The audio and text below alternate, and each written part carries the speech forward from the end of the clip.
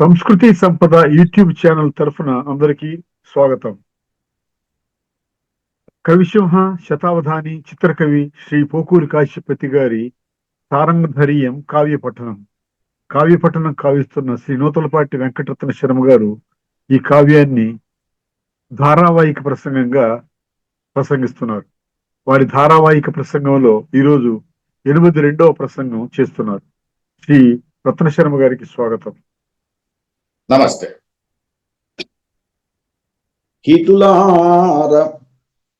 హితులార ప్రౌఢి మహిమవంతుడనదగు నాగురుండు ప్రియ కన్యదరిగే గుదెంచినాడట.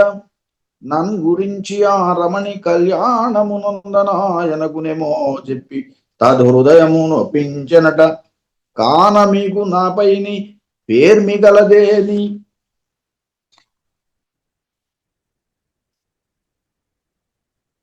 ఆ మహాత్ముని గడగరుగు దెంచియు నాదు సద్వర్తనంబునే ఎసంగదెలిపి నాకు కళ్యాణ మగుటకీనాడ నిశ్చయంబు చేసియురారయటంచు వలుక సరవి వారటు గోధర గురుని చేరి ఎరిగి ఎరగి ఇటువలే అనిరి అది ఎటులని ఇది నేను చెప్పుకున్నాం.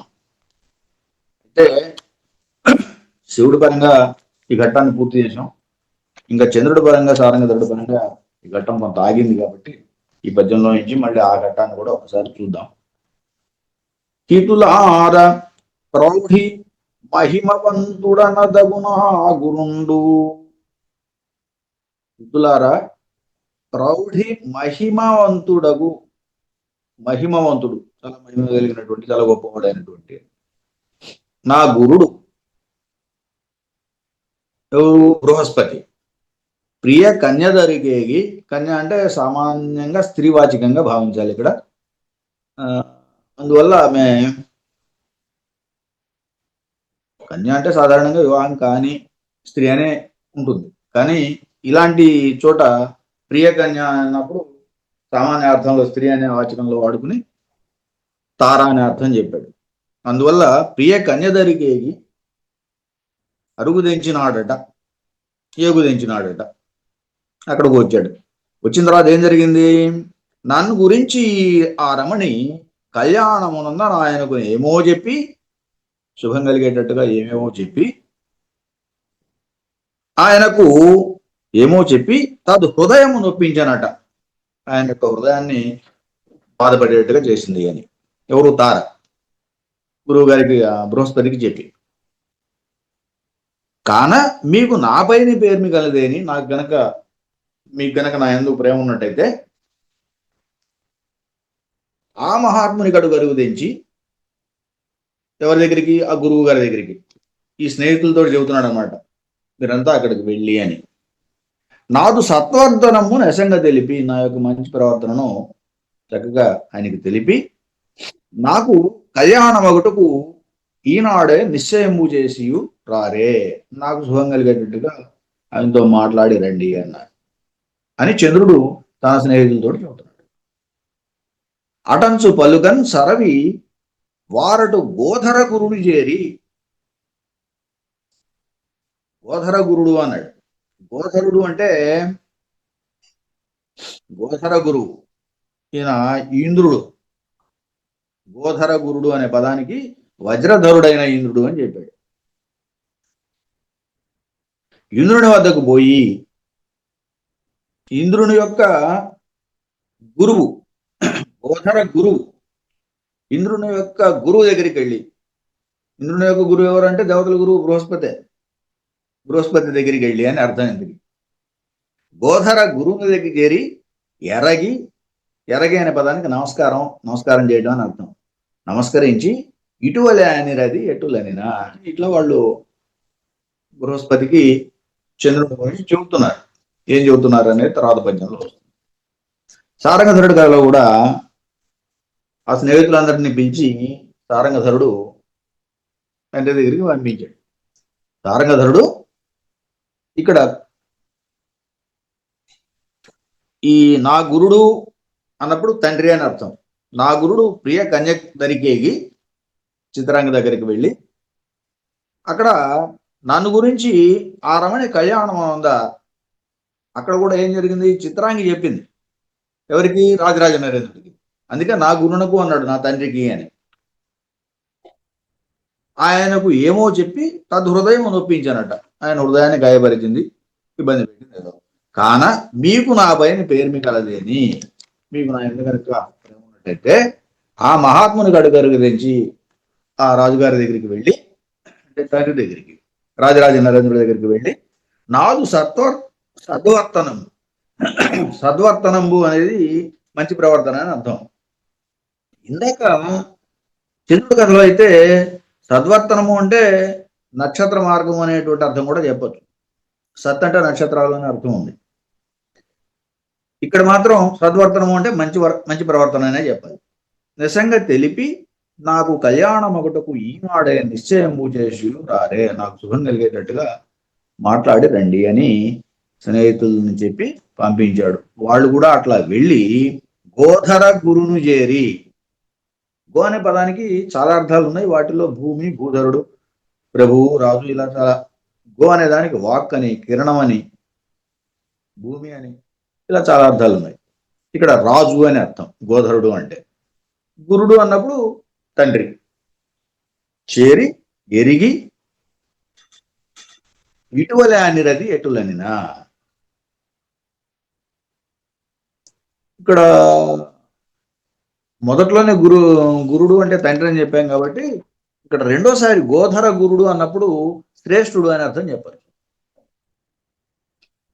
రాజశ్రేష్ఠుడు అయినటువంటి రాజరాజ నరేంద్రుడు అని చెప్పారు. చేరి ఎరగి నమస్కరించి ఇటువలే అనిరది ఎటులనినా. వాళ్ళు చెబుతున్నారు. ఏం చెబుతున్నారు అనేది, ఎవరు, ఈ చంద్రుడి చేత పంపించినటువంటి స్నేహితులు కానివ్వండి, ఇక్కడ కథలో రాజరాజ నరేంద్రుడి దగ్గరికి సారంగధరుడు పంపించినటువంటి స్నేహితులు అయితే ఏమి, వాళ్ళు చెప్తున్నారు.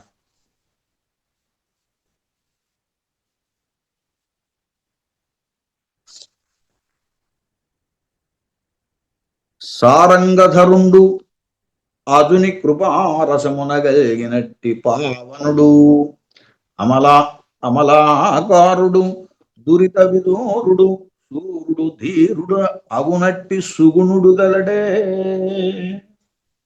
ఈ 3 కథల్లోనూ వివరంగా చూద్దాం. సాధారణంగా 3 కథల్లో ఒకటే ఉంది, ఎక్కడో ఒక పదం కొంచెం తేడా ఉంటుందేమో, దాన్ని చూద్దాం. సారంగధరుడు అంటే శివకథలో శివుడు. అజుని కృపారసమున గలిగినట్టి పావనుడు. అజుడు అంటే బ్రహ్మ యొక్క కృపారసమున దయతోటి కలిగినటువంటి వాడు పావనుడు. అమలాకారుడు, నిర్మలమైనటువంటి స్వచ్ఛమైనటువంటి ఆకారం కలిగిన వాడు. దురిత విదూరుడు, పాపాలకు దూరంగా ఉన్నటువంటి వాడు. దురిత విదూరుడు అంటే పాపాలను దూరం చేయబడినటువంటి వాడు.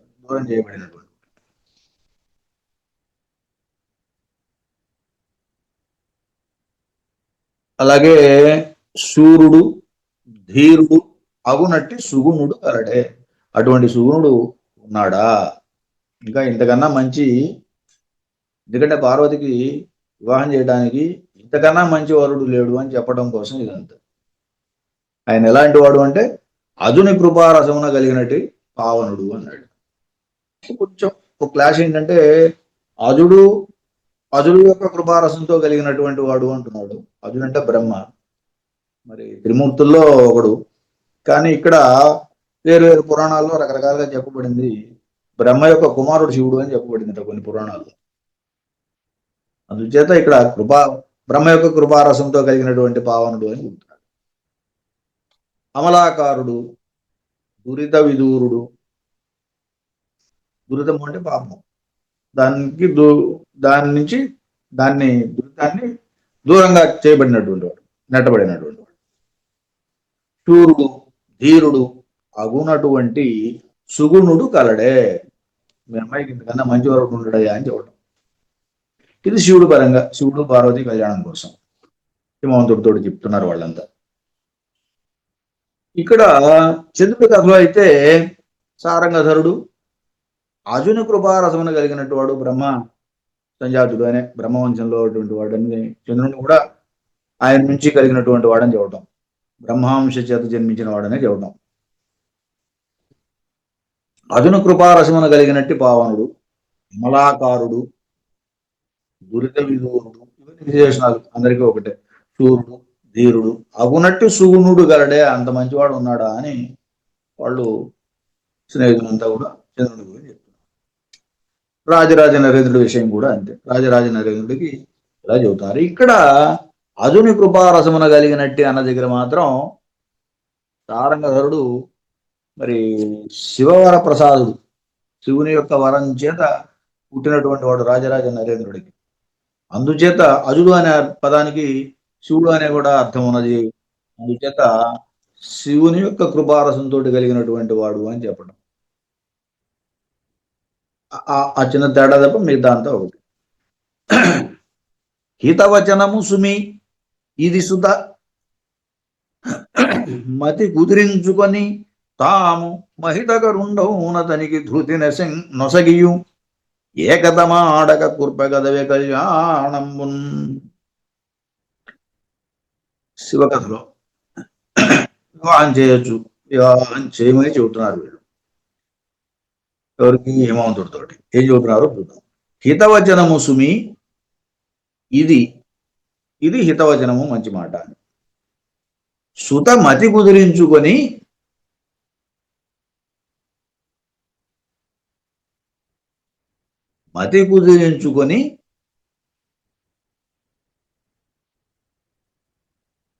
మహితకరుడు ఉన్నతనికి, మహితకరుడు అని మనసును చక్కగా నిలబెట్టుకుని అటు ఇటు చెల్లించకుండా, మహితకరుడవునతనికి, మహితకరుడు అంటే త్రిశూలం చేతిలో ఉన్నటువంటి వాడు అని. మహిత అంటే త్రిశూలం అని అర్థం ఉంది, కరుడు అంటే చేయి. మహితకరుడు అంటే త్రిశూలం చేతిలో ఉన్నటువంటి వాడు. కరము అంటే చేయి కదా. మహితకరుడు త్రిశూలం చేతిలో కలిగినటువంటి వాడు అయినటువంటి అతనికి ధృతి నొసగియు, సుతని ధృతి నొసగమన్నాడు. ధృతి నొసగి, సంతోషంతో ఇవ్వమని. ధృతి అనే పదాన్ని కూడా చాలా అర్థాలు చెప్పుకున్నాం. యజ్ఞం అని చెప్పుకున్నాం, సంతోషం అని చెప్పుకున్నాం, ధైర్యం అనే అర్థం. ఇక్కడ సంతోషం అనే అర్థంలో ధృతి నొసగియు, సంతోషంతో సుత నొసగియు కుమార్తెనిచ్చి ఏకతమాడక కూర్పగదవే, అది కూడా ఎట్లా? ఏకతమాడక, ఇంకో ఆలోచన లేకుండా కళ్యాణం ముందు కూర్పగదే, వివాహం చేయండి. ఈ వెళ్ళినటువంటి వాళ్ళంతా కూడా శివుని గురించి చెప్తారు. అదే చంద్రుడి కథలో అయితే హితవచనము సుమి, మేము మాట్లాడుతున్నాం, మేము చెబుతున్నది మంచి మాట. తాము ఇది సుత, ఇది మొదలు, ఇది సుత అనేది చక్కగా వ్యవహారిక పదం. సంస్కృతంలో చెప్పుకున్నప్పుడు సుత అంటే కూతురు అని అర్థం చెప్పినాం. తెలుగు పూర్తిగా కలుపుకున్నప్పుడు వ్యవహారికంలో ఇది సుత అంటూ ఉంటాం, ఇది మొదలు అని. అదిగో అట్లాంటి పదాలు వాడాడు ఇక్కడ. ఇది సుత, ఇది మొదలు, మతి కుదిరించుకొని తాము మహితకరుండవునతనికి. మహితకరుడు అని, ఇక్కడ మహితకరుడు అని అంటే ఏం చెప్పాలి మనం? గొప్ప కిరణములు కలిగినటువంటి వాడు. కరము అనే శబ్దానికి కూడా కప్పము, కిరణము, ఇకిలి, చేయి, ఇలా చాలా అర్థాలు ఉన్నాయి. చేనుకు తోండము ఇలాంటి అర్థాలు. కాబట్టి ఇక్కడ కరము అన్నప్పుడు, మహితకరుడు అన్నప్పుడు గొప్ప కిరణములు కలిగినటువంటి వాడు అని చెప్పాలి. గొప్ప కిరణములు కలిగినటువంటి చంద్రుడికి అని. అతనికి ధృతి నొసగియు ఏకతమాడక కూర్పగదవే, ధృతి నొసగియున్, సంతోషముతో ఇడిన వాడవై ఏకతమాడక, మరో ఆలోచన లేకుండా కళ్యాణమును కూర్పగదవే అని చెప్పారు బృహస్పతి తోటి. కళ్యాణము అంటే శుభము, శుభమును కూర్చోవాలి. అలా సారంగధరుడి కథలో కూడా పెద్దగా తేడా లేదు, కానీ మహితకరుడు అనే చోట ఒక చిన్న తేడా ఉంది. మహితకరుడు అంటే గొప్పవాడైనటువంటి, మహితకరుడు గొప్పతనాన్ని కలిగించేటువంటి, గొప్పవాడైనటువంటి, ఘనతరమైనటువంటి ఆ సారంగధరునకు అని. హితవచనము సుమి, ఇది మంచి మాట. ఇది సుత, ఇది మొదలుకొని మతి కుదిరించుకుని బుద్ధి నిలిపి తాము మహితకరుడవునతనికి, మహితకరుడు చాలా గొప్పవాడైనటువంటి సారంగధరుడికి ధృతి నొసగియు సంతోషాన్ని ఇస్తూ ఏకత మాడక వేరే ఆలోచించకుండా కళ్యాణము సుఖాన్ని కలిగించు అని రాజుగారికి సారంగధరుని గురించి చెప్పారు సారంగధరుని యొక్క మిత్రులు. అతడు సరి అయిన వాడుగాడనుచు నీదు ప్రియ వధూమణి అనిన సంధ్యము నొందవలదు, తప్పును నందునెందులను లోపమెంచుకే నీయు లేదు గదే మహాత్మా. అతడు సరి అయిన వాడుగాడనుచు నీదు ప్రియ వధూమణి అనిన సంధ్యము నొందవలదు, తప్పును అందునెందులను ఇంచుకే నీయలేదు గదే మహాత్మా. ఇతను సరైన వాడు. శివుని కథలో అయితే హిమవంతుడితో ఈ మాట చెప్పారు చివరిగా. అతడు సరి అయిన వాడు కాడనుచు నీదు ప్రియవధూమణి అనినా, ఎవరు? హిమవంతుని యొక్క భార్య, ఆమె పేరు మేనక. ఆ మేనకాదేవి గారు కనుక ఆయన అది సరైన సంబంధం కాదు అని అంటే అది వేరు సంగతి. కానీ అలా ఏం లేదు. సందేహం ఉండవలదు. ఎలాంటి సందేహం కూడా మీకు అవసరం లేదు. ఎందులకు లోన లోపము ఇంచుకే నీవు లేదు కదే. అది ఏ రకంగా చూసినా కూడా ఆయన ఎందుకు కొంచెం కూడా లోపం లేదు కదా. ఇది 3 కథల్లోనూ ఇంతే ఉంది. ఎక్కడా కూడా తేడా ఏం లేదు. అనిన విని, ఆ మాటలు విని ఆ గోధర గురుడు అంటే గోధరము అంటే గో అనే దానికి భూ అని అర్థం చెప్పుకుంటే, భూమి అని అర్థం చెప్పుకుంటే గోధరుడు అంటే భూధరుడు అవుతాడు. భూధరుడు అంటే పర్వతం, భూధరము అంటే పర్వతం. గోధర గురుండు హిమవంతుడు తన వద్ద నుండిన కులాంగన వంక పారచూచిన, పక్కనే భార్య ఉన్నది, ఆమెను చూశాడు. ఏం చెబుదామని సలహా కోసం. తన వద్ద నుండిన కులాంగన వంక పారచూచిన, ఆమె ఏమీ అనకుండుట గాంచి ఆమె మాట్లాడలేదు. మౌనం అర్ధాంగీకారం అని కాబట్టి మౌనంగా ఉంది కాబట్టి తనలోన అంగీకారమున ఊరకుండెనని భావించుకుని, సరే అంగీకరించింది అందుకే మౌనంగా ఉంది అని అనుకున్నాడు. అలా భావించుకుని అందులకు సమ్మతించి ఇది శివుడికి కళ్యాణం చేయడానికి పార్వతినిచ్చి అంగీకరించి ఈ ముహూర్తమునకు సారంగధరుడు తోడ్కని రెండని విప్రవరులను మరి కొందరని పనిచి, ఇదిగో ఇది ముహూర్తం, ఈ ముహూర్తానికి శివుణ్ణి తీసుకుని రండి అని చెప్పేసి తోడ్కొని రెండని విప్రవరులను మరికొందరను పనిచి, బ్రాహ్మణోత్తముల్ని వాళ్ళ మీద కొందరు మహర్షుల్ని ఇలా ఎవరినో పంపించారు.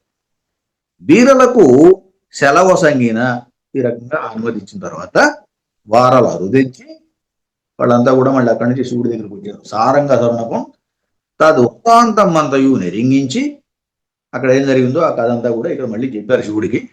ఆ తర్వాత ఆయన్ని తిరిగి శివుణ్ణి హిమవంతుడి దగ్గరికి, కళ్యాణ వేదిక దగ్గరికి తీసుకురావడానికి తోడ్కొని వచ్చునంతలో అలా వస్తున్నప్పుడు ఏం జరిగిందో దానిలోకి తర్వాత పద్యంలోకి ఇది వచనం. అలాగే చంద్రుడి విషయంలో కూడా గోధర గురువు అంటే ఇంద్రుని గురువు అయినటువంటి బృహస్పతి అని.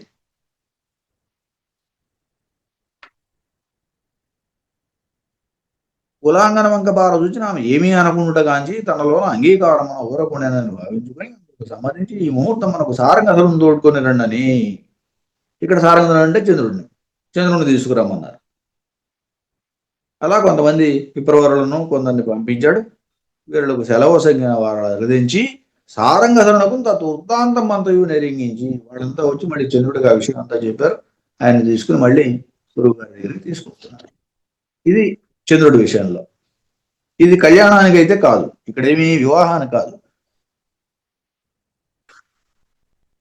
మిగతా బాలుడితో పాటు ఆయన కూడా తీసుకొస్తున్నారు. అలాగే సారంగధరుడి కథలో కూడా సారంగధరుడు విషయంలో కూడా ఇక్కడ గోధర గురుడు అన్నప్పుడు ఇక్కడ భూమిని పరిపాలించేటువంటి రాజరాజ నరేంద్రుడు అనేటువంటి శ్రేష్ఠుడు అని. ఆయన కులాంగన వంక పార చూచిన ఆమె ఏమి అనకుండుట కాంచి అక్కడ చిత్రాంగంగా చూశాడు, ఆమె ఏమి మాట్లాడలేదు. దాంతో ఆయన సరే సారంగధరుని తీసుకురండి అని చెప్పేసి కొంతమందిని పంపించాడు. వాళ్ళు ఆ సారంగధరుని తీసుకొస్తున్నారు. ఇది మూడింటిలో కూడా ఇదే కదా. అక్కడేమో శివుని తీసుకొస్తున్నారు వివాహానికి, ఇక్కడేమో చంద్రుని తీసుకొస్తున్నారు బృహస్పతి దగ్గరికి, ఇక్కడేమో సారంగధరుణ్ణి రాజరాజ నరేంద్రుడి దగ్గరికి తీసుకొస్తారు. హిత పురోహిత బాంధవ తతుల బాలకులను రావించి ఇందును గోర్చి ముందు జరుపవలసిన పనికి గోధర గురుండు నరయుచున్నంత సారంగధరుడు వచ్చే. ఇలా ఉండగా పురోహిత బాంధవ తతులను బాలకులను రావించి, పురోహితులు బంధువులు అలాగే బాలకులు తోటి బాలకులు ఇలా రావించి ఇందును గూర్చి అంటే ఈ వివాహం గురించి అని, ఇందును గూర్చి వివాహం గురించి ముందు జరపవలసిన పనికి గోధర గురుండు. తర్వాత ఏం చేయాలి, ఒక కార్యం నడపాలంటే దానికి కావాల్సిన ఏర్పాట్లన్నీ చూసుకోవాలి కదా. అందువల్ల జరపవలసిన పనికి గోధర గురుండు నరయుచున్నంత, హిమవంతుడు చూసుకుంటున్నాడు ఏం చేయాలి అనేది. ఇట్లా చూసుకుంటున్నంతలో నరయుచున్నంత, విచారించుకుంటున్నంతలో సారంగధరుడు వచ్చే. అప్పటికి సారంగధరుని తీసుకొచ్చారు. సారంగధరుడు అంటే శివుని తీసుకొచ్చారు. శివుడు వచ్చాడు. ఇది శివకథ. చంద్రుడి కథలోకి వచ్చేసరికి పురోహిత బాంధవ తత్తుల బాలకులను రావించి ఇందును గూర్చి ముందు జరపవలసిన పనికి గోధర గురుండు నరయుచున్నంత సారంగధరుడు వచ్చే. తర్వాత ఏం చేయాలి అనే దానికోసం బృహస్పతి ఆలోచించుకుంటూ ఉన్నాడు.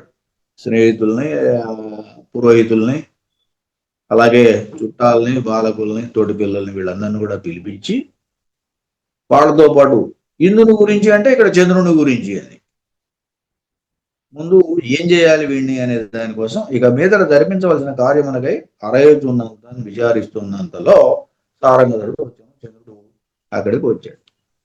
ఇది ఈ కథలో. అలాగే సారంగధరుడి కథలో ఈ పంపించినటువంటి వాళ్ళు హిత పురోహిత బాంధవతలు బాలలు వీళ్ళంతా కూడా వాళ్ళందరినీ రావించి ఇందును గూర్చి ముందు జరపవలసిన పనికి గోధర గురుండు నరయుచున్నంత ఏం చేయాలి అనేది అది చెప్పిందంతా విన్నాడు. సారంగధరుడి మీద ఏవో చాలా చెప్పింది కాబట్టి దాని గురించి ఏం చేయాలి అని విచారించుకుని ఆలోచిస్తున్నాడు. ఈ లోపల సారంగధరుడు అక్కడికి వచ్చాడు. ఇది ఈ కథలో. వచ్చి ఉన్నంతనే వాని నా గోత్రేషుడేకతమ్మున దివ్య దృష్టి చూచి ఇంతకు మున్ని తండెంతయు నా సతించే పట్టుకున్నట్టి పాపహారి నా విధివశమున నాకు సంప్రాప్తించని మది ఎందున హర్షముంది. ఈ వరునిప్పుడే భృత్యులార విశారదులైన వారుగా రాగృహమున విడిచి రండని ఆనది నిడినగాంచి తక్షణంబున సారంగధరుని వెంబడించుకొని పోయి వారట్లేటించి వచ్చిరి. అహహ కానున్న పనిగా కయాగబోనే. పదాల విరుపులు ఒకప్పుడు విచిత్రంగా అనిపిస్తాయి. విశారదులైన వారు కారు, ఆ గృహమున విడిచిరండి అని విడగొడితే కలిపితే ఏమైందంటే విశారదులైన వారు కారాగృహమున విడిచిరండి అని. ఒక కథలో కారాగృహం అని పెట్టుకోవాలి, ఒక దాంట్లో ఆ గృహమున అని చెప్పి రావాలి. ఇలా విడగొట్టుకోవడానికి వీలుగా కారాగృహము అనే పదమైంది. కారు ఆ గృహమున అని చెప్పారు. ఇలా అలాగే ఆ పైన ఇంకొకటి కూడా ఉంది, నాకు సంప్రాప్తించినది అని మది అందున హర్షం ఉంది అంటాడు.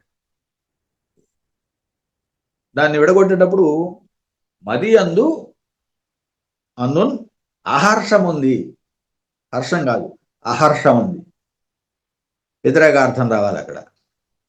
ఇలా అవసరాన్ని బట్టి పదాలను విడగొట్టుకునేటట్టుగా పదాల యొక్క పొందికున్నది. చూద్దాం. వచ్చి ఉన్నంతనే వానిన గోత్రేషుడేకతమ్మున దివ్య దృష్టి చూచి, ఆ వచ్చినటువంటి శివుణ్ణి ఆ హిమవంతుడు ఏకదమ్మున దివ్య దృష్టితో చూశాడట. విశేషమైన దృష్టితోటి ఏకంగా తేరిపారు చూశాడు పైనుంచి కింది దాకా. వచ్చియున్నంతనే వానిన గోత్రేషుడు అంటే హిమవంతుడు, ఏకదమ్మున దివ్య దృష్టి చూచి, దివ్య దృష్టి అంటే దివ్యమైన దృష్టి అని చూశాడు. ఇంతకు మున్నితండు ఎంతయున్ నా సతిని చేపట్టుకొన్నట్టి పాపహారి. ఇతను నా కుమార్తె అయినటువంటి పార్వతిని చేపట్టుకున్నట్టు పాపహారి, పాపాలను తొలగించేటువంటి వాడు పాపహారి అంటే. నా విధి వశమున నాకు సంప్రాప్తించనని, అది విధివశం అంటే అదృష్టవశాత్తు అని, భాగ్యం కొద్దీ దొరికాడు అని. నాకు సంప్రాప్తించనని మది అందున హర్షం ఉంది, మనసులో సంతోషం పొందాడు అని. ఈ కథలో అయితే సంతోషమే, హర్షమే. ఈ వరును ఇప్పుడే భృత్యులార విశారుదులైన వారు కారా, గృహమున విడిచి రండి అని ఆనతి నిడిన. అది ఇక్కడేమైందంటే, ఈ వరుని ఇప్పుడే మృత్యులారా, సేవకులారా, విశారదులైనటువంటి వారు కారా, గృహమున విడిచిరండి, విడిది గృహంలో దించరండి అని. మీకు విషయం తెలుసు కదా, వివాహానికి వచ్చాడు కాబట్టి విశారదులైన వారు కదా, మీరంతా తెలియగలవాళ్ళు కదా, ఇతన్ని తీసుకెళ్ళి విడిది గృహంలో ఉంచరండి. ఆనతిని ఇడిన, ఆ రకంగా ఆయన రాజుగారు హిమవంతుడు ఆనదిస్తే కాంచి తక్షణమున సారంగధరుని వెంబడించుకొని పోయి సారంగధరుని తీసుకుని వెళ్ళారు. వారు అట్లే దించి వచ్చారు. ఎక్కడ? విడిది గృహంలో. ఆహా, కానున్న పని కాక ఆగవు అనే, జరగాల్సిన పని జరుగుతుంది కానీ అది ఎట్లా ఆగుతుంది అని కవి ఒక సమర్థన చెప్పాడు చివరిలో. ఈ రకంగా శివుడి పరంగా ఈ కథ నడిచింది. మిగతాది రేపు చూద్దాం. స్వస్తి. కవిసింహ శ్రీ పోకూరి కాశీపతి గారి సారంగధర్య కావ్య పఠనం గావించిన శ్రీ రత్నశర్మ గారికి ధన్యవాదాలు.